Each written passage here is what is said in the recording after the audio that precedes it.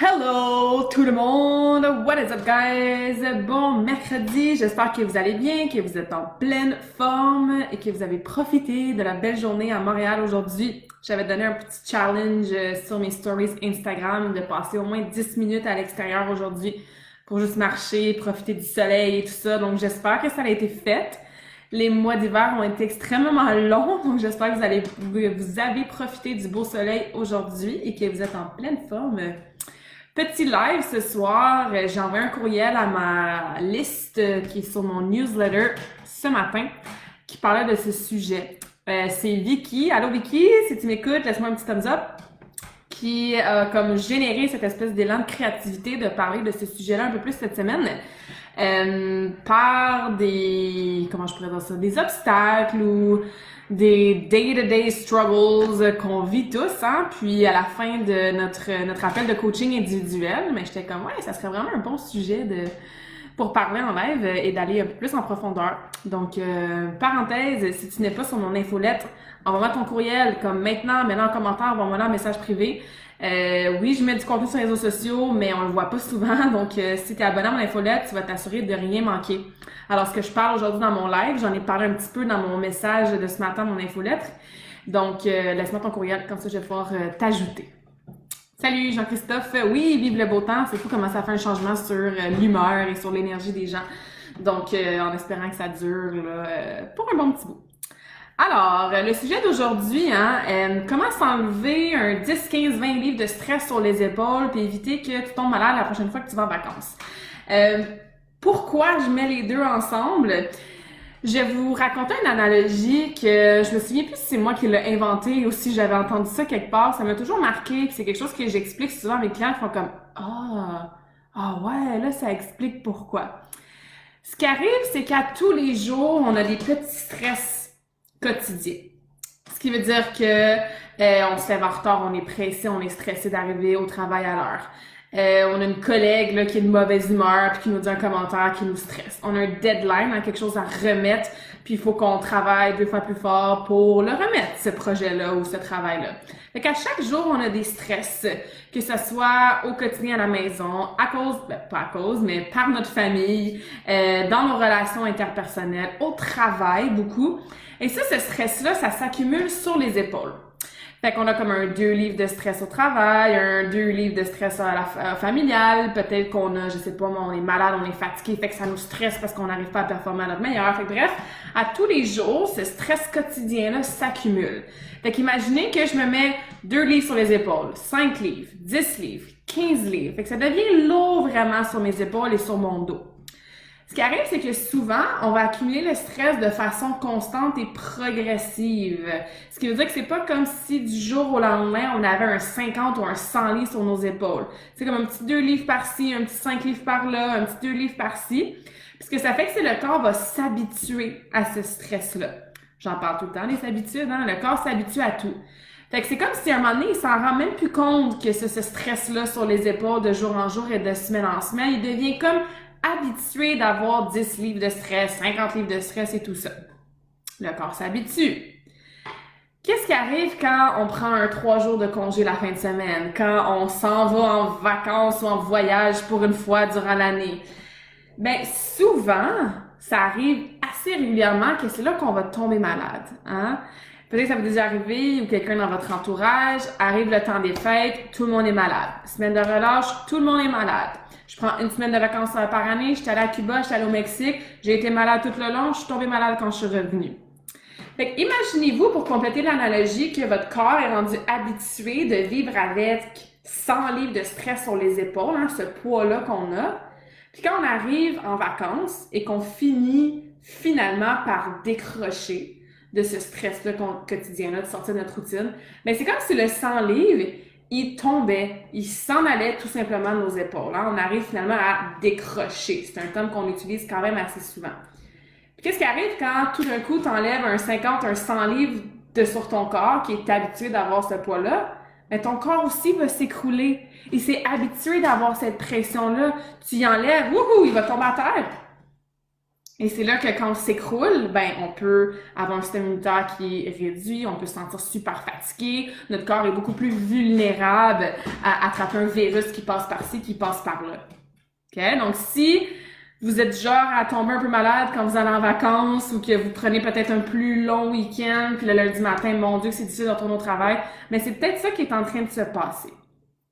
Alors, je suis toujours en mode solution, donc c'est pour ça que je voulais vous présenter quelques petites solutions, quelques petites idées pour vous aider à ralentir et même peut-être réduire cette accumulation de poids-là sur vos épaules.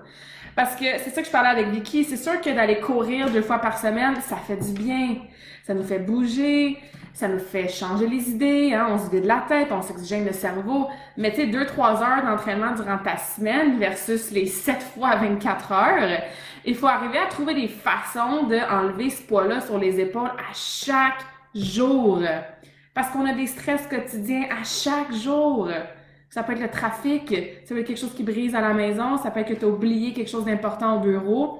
Plein de petits stress, puis comme je vous répète, des fois on s'en rend pas compte, mais ça s'accumule. Donc c'est super important de trouver des actions concrètes, de développer des habitudes qui prennent vraiment pas beaucoup de temps, mais qu'on peut intégrer au moins 1 fois par jour. Puis ça, ce que ça va faire, c'est que ça va nous aider à shifter notre attention vers cette tâche-là, vers cette action-là. Donc, au lieu d'être en mode stress, go, go, go, go, go, je me rends pas trop compte de ce qui se passe parce que je m'arrête pas, mais au moins 1 fois par jour, on s'arrête, on passe de 2 à 5 minutes sur notre tâche, ça peut être plus, mais on se donne un minimum de 2 à 5 minutes, puis après ça, on retourne notre focus sur ce qu'on est en train de faire ou sur le travail ou peu importe. Mais cet arrêt-là, de shifter, de focuser notre attention sur quelque chose de précis qui va nous faire du bien au quotidien, qui prend de 2 à 5 minutes, ça va vraiment nous aider à, OK, j'ai accumulé 10 livres de stress, ben là, je m'arrête 5 minutes, oups, OK, je vais enlever un 5 livres. Ou tu sais, oups, je vais empêcher que quand je retourne au travail dans l'après-midi, mais ça va me rajouter un autre 10 livres. Donc, c'est super important d'intégrer ce genre de petites actions-là. En plus, évidemment, de bien manger, faire l'activité physique à chaque jour si possible, sinon au moins à chaque 2 jours, d'avoir un sommeil de qualité, de faire des exercices de gestion de stress plus spécifiques. Fait qu'en plus d'avoir un lifestyle le plus optimal possible, ben, il faut aller chercher ces petites actions-là au quotidien. Donc, je vais vous en présenter quelques-uns. J'en ai écrit, je pense, 5 dans mon courriel ce matin. Il y en a plein d'autres, hein? Donc si vous avez des idées, s'il y a des choses que vous faites dans votre quotidien, n'hésitez pas à les écrire, à les partager. On va pouvoir s'inspirer et se motiver à les essayer. Alors, je vous rappelle le but. Le but, c'est de prendre 2 à 5 minutes dans votre journée à tous les jours pour mettre votre attention sur une tâche, sur une action qui va vous faire du bien, qui va vous faire changer les idées et vous faire focuser sur quelque chose d'autre que votre stress quotidien. Donc, si on y va pour la première idée, c'est sûr que la méditation, c'est génial. Méditation, ça fait quoi? Ça fait juste calmer ton mind, méditation, meditation, ça calme ton esprit, ça calme le petit hamster qui court, ça calme la petite voix dans ta tête qui est un peu chaotique parfois. Moi, j'utilise l'application Headspace pour ma méditation et tu peux choisir, tu peux faire un 3 minutes, un 5 minutes, un 10 minutes, un 20 minutes. Donc, tu peux choisir la durée. Il y a aussi des thèmes, donc c'est super cool. Mais pas besoin d'avoir le coussin, puis le matelas, puis les chandelles, puis la musique. Tu peux le faire si tu veux. Mais là, on parle d'actions très courtes, très concrètes, très faciles à intégrer. Fait que tu peux prendre un 3 minutes à ton bureau, tu t'assois, tu mets tes écouteurs dans tes oreilles, tu respires, tu fais ta méditation pendant 3 à 5 minutes. Dans le même ordre d'idée, deuxième idée, les exercices de respiration tout simplement. Moi, j'aime beaucoup le 4-4-8, hein, j'avais appris ça à l'université. Donc, tu inspires par le nez 4 secondes, tu retiens ta respiration 4 secondes, et après ça, tu expires par la bouche longtemps pendant 8 secondes. C'est pour ça qu'on appelle ça le 4-4-8. Puis tu fais cette fonction-là 3 fois, ce qui veut dire que ça te prend comme 1 minute. Puis on s'entend que tu peux faire ça n'importe où. Ça peut être dans ton auto, ça peut être au bureau. Il y a personne qui va remarquer que tu es en train de respirer. On s'entend? Donc ça, c'est une autre action qui est super courte à faire et qui va vraiment faire une différence puis qui va te faire arrêter puis focuser sur toi-même, sur ta respiration. Donc, idée numéro 2, le 4-4-8 ou d'autres exercices de respiration si vous en connaissez d'autres. Ensuite, quand il va avec qu'est-ce qui est un peu plus au niveau créatif, hein, un que j'aime beaucoup, puis je fais quand même souvent en auto, très honnêtement, c'est de choisir ta chanson préférée, de la mettre soit dans tes écouteurs ou si tu es en train de conduire, mais tu la mets dans ton auto, tu la mets vraiment, vraiment fort, puis soit que tu chantes à tue-tête ou que tu danses like a crazy person dans ta cuisine en train de faire à manger. Mais bref, le but, encore une fois, c'est juste de let loose puis de changer son attention de place. Fait que choisis ta chanson préférée, chante à tue-tête ou danse avec full d'énergie. Ça va t'aider absolument à shifter ton focus de place. Tu vas te sentir mieux après. Idée numéro 4, un peu dans le même ordre d'idée, si t'es quelqu'un qui aime dessiner, Vika me disait qu'elle faisait des mandalas avant, donc dessiner, colorier, c'est toutes des actions qu'encore une fois, le but c'est de mettre son attention sur autre chose. C'est très très très méditatif comme action aussi de dessiner, colorier. Fait que ça peut être quelque chose. Tu te prends un petit 5 minutes pour griffonner un petit dessin, colorier et tout ça. Prochaine idée, je pense qu'on est rendu à l'idée numéro 5. J'appelle ça un brain dump. Ce qui veut dire que même chose, pendant 2 à 5 minutes, tu prends une feuille de papier, puis tu écris sans arrêt, sans réfléchir. T'écris tout ce qui se passe par la tête. T'écris. Moi, je fais ça extrêmement souvent. J'ai plein de papiers, justement, sur mon bureau que j'écris comme ça. J'en ai plein. J'écris fun partout. Donc, c'est super intéressant de faire cette activité-là parce que justement, tu te sors de la tête tout ce qui stresse, hein, puis tu y vas sans but précis. Fait que le but, c'est pas écrire quelque chose qui va être bon pour ton travail ou un social media post. Tu fais juste écrire. C'est pour ça qu'on appelle ça un brain dump. You just dump everything that's happening in your brain. Fait que tu fais ça pendant 2 à 5 minutes, tu mets ton timer, t'écris. Ça, c'est une autre façon aussi de juste focuser ton attention sur autre chose, puis en plus, dumper du stress qui est dans ta tête. C'est bon. Ensuite, c'est sûr que bon, on peut intégrer l'activité physique dans ces petits breaks-là, mais encore une fois, on parle de 2 à 5 minutes. Ça va être une petite routine d'étirement, donc le sun salutation qu'on voit souvent au yoga. Ça peut être quelques étirements que tu sais que tu dois faire pour ta posture ou pour ta santé physique. Donc, je vais pas rentrer dans les détails de côté nutrition, activité physique, qu'est-ce que tu devrais faire. On essaie de parler vraiment d'autres actions qui sont tout aussi importantes, puis encore une fois, qui peuvent être intégrées de 2 à 5 minutes à tous les jours. Et je répète, le but, c'est d'avoir un arrêt, au moins un dans sa journée, qui va juste arrêter l'accumulation de ces poids de stress sur les épaules. Pour que à la fin de ta semaine, à la fin de ton mois, au lieu d'avoir accumulé 50 livres sur tes épaules, tu vas peut-être avoir accumulé un 20 livres. Fait que quand tu vas arriver en vacances ou dans ton week-end off, quand le 20 livres va partir ou quand le 10 livres de stress accumulé va partir, ben tu vas être quand même capable de rester sur tes 2 pieds puis de rester en santé. C'est pas comme si tu avais encore une fois ton 50, ton 100 livres d'accumuler parce que tu faisais rien au quotidien pour gérer ton stress. Puis là, tu arrives dans ta fin de semaine ou tu arrives dans ta semaine de vacances, ça s'en va d'un coup, puis bang, tu tombes à terre, tu tombes malade, fatigué, burn-out, etc. On veut vraiment prévenir, on veut anticiper cette accumulation-là. Puis si on s'arrête pas au quotidien, on s'en rend même pas compte. Donc encore une fois, le corps s'habitue. Un petit 2 livres par-ci, un petit 2 livres par-là, il s'habitue. Next thing you know, t'es rendu avec 50 livres, 100 livres de stress. Puis c'est ça qu'on ne veut pas accumuler. Donc, je répète, oui, le lifestyle, tellement important, bien manger, boire de l'eau, gérer son stress, avoir des relations interpersonnelles qui sont fulfilling, avoir une routine de sommeil qui est optimale, être heureux, rire, ok?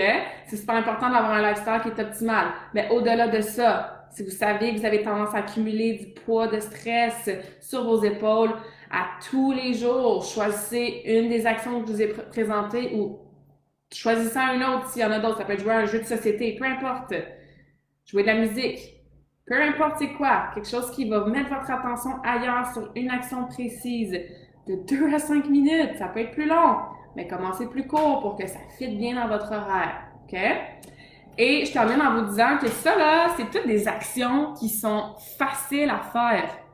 Méditer 3 minutes par jour, c'est facile à faire. Mettre ta chanson préférée puis chanter à tête dans ton auto, c'est facile à faire. Faire un brain dump, sortir une feuille puis juste écrire tout ce qui se passe par la tête, c'est facile à faire. Ça coûte rien, ça prend pas 3 heures de temps, t'as pas besoin de te préparer, t'as pas besoin de le faire devant tout le monde. C'est tous des choses qui sont faciles à faire. Puis je vous le dis de le faire, je vous le dis que ça va vous aider. And yet, il y a seulement 5% d'entre vous qui vont le faire. Il y a 95% d'entre vous qui le feront juste pas. C'est dommage. C'est ça la nature humaine. Donc c'est facile à faire, mais c'est aussi très facile à ne pas faire. C'est là qu'il faut se le rappeler. C'est là que quand on veut développer une nouvelle habitude, il faut se mettre des post-it pour s'en souvenir. Il faut se mettre des alarmes dans nos téléphones. N'oublie pas de méditer. Il faut sortir notre papier, notre crayon, parce qu'on va le voir, on va se rappeler que c'est vrai, il faut que je fasse un brain dump aujourd'hui. OK? Fait qu'il faut se donner des stratégies pour premièrement s'en souvenir qu'on est supposé de faire ça. Puis plus on va le faire, mais plus ça va devenir une habitude. Et quand ça devient une habitude, t'as même plus besoin d'y penser. Fait que c'est facile à faire. C'est facile à ne pas faire. Il y a 5% d'entre vous qui allaient le faire dès demain, qui vont l'essayer. Si ça marche pas après une journée, fais pas un Claudia, ça marche pas tes trucs. Ça prend de la constance. Ça prend de l'intégration à chaque jour, de le faire sur le long terme pour avoir les résultats. OK? Donc, voilà. Laissez-moi un petit commentaire si vous voulez me partager quelle activité vous allez commencer à partir de demain. Faites partie du 5% qui va prendre action, qui va s'aider à gérer son stress.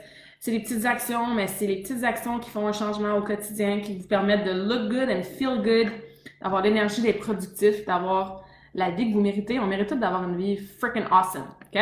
Donc, laissez-moi un commentaire, partagez s'il vous plaît, taguez les gens si vous pensez que ça va les intéresser. Si vous avez d'autres sujets que vous aimeriez que je parle, n'hésitez surtout pas à me contacter. Laissez-moi votre courriel, surtout, que ce soit en commentaire ou en message privé. Comme ça, je peux vous ajouter à mon infolettre. Et vous n'allez rien manquer du awesome contenu que je vous envoie là, à toutes les semaines. Sur ce, je vous souhaite une excellente soirée. Soyez productifs. Mangez vos légumes si vous n'avez pas encore soupé. Puis, allez dodo de bonne heure. Bye!